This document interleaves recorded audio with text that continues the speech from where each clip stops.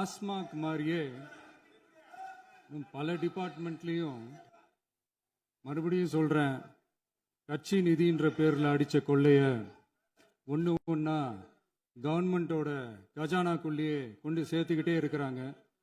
இப்பவும் சொல்றேன், மக்கள் பணத்துல இருந்து ஒரு பைசா கூட தொடமாட்டோம், தொடவும் விடமாட்டோம், தொட்டா விடமாட்டோம், இதுக்கு முன்னாடி தொட்டவங்களையும் விடமாட்டோம்.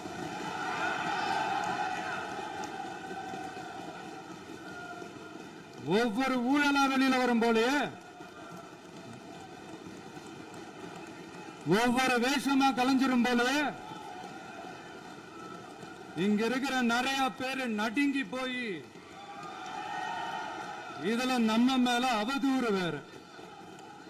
இப்ப புதுசா ஒரு வெப்பன் ஒண்ணு கொண்டு வந்திருக்காங்க. அது என்ன தெரியுமா? அவங்க தயவால தான் நம்ம ஆட்சி நடக்குதாம். மக்கள் தயவால இந்த ஆட்சி நடந்துகிட்டு இருக்கு. மனசாட்சி உள்ள சக்திகளோட ஆதரவால இந்த ஆட்சி நடந்துகிட்டு இருக்கு. நாங்க தான் அனுப்பி வச்சோம், நாங்க தான் அனுப்பி வச்சோம் அப்படின்றாங்களே. அனுப்பி வச்சவங்களுக்கு மினிஸ்ட்ரியில இடம் கொடுத்தா ஏன் கதறீங்க? ஏன் இவ்வளவு கோவம்? ஏன் இவ்வளவு கதறல்ஸ்?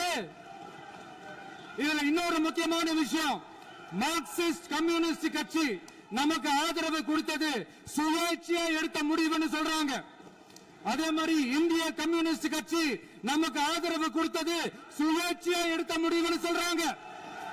இதுல எங்க இருந்து நாங்க தான் அனுப்பி வச்சோம், நாங்க தான் அனுப்பி வச்சோம்னா புரியலையே. மக்களுக்கு நல்லா புரியும், எல்லாத்தையும் தெளிவா பார்த்துக்கிட்டு இருக்கிறாங்க.